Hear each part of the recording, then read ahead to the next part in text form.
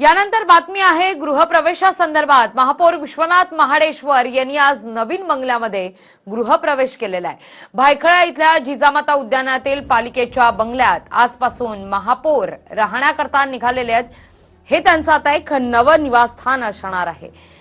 या सगळ्या परिसराचा आढावा घेतलाय आमच्या प्रतिनिधीने।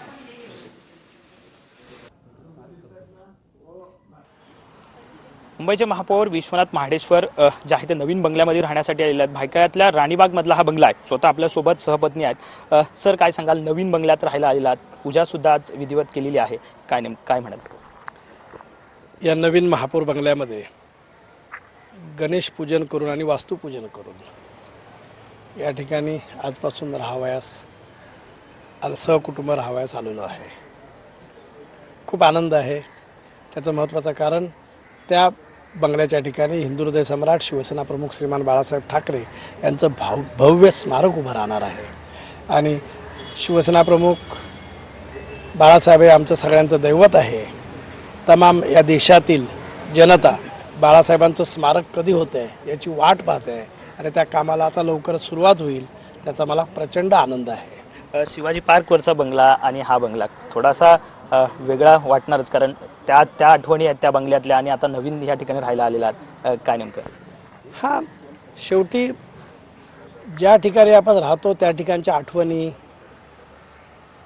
त्या प्रत्येक तिथल्या घडामोडी, याच्यात आठवणी तर राहणारच आपल्या मेंदूमध्ये, त्या साठवून राहतात।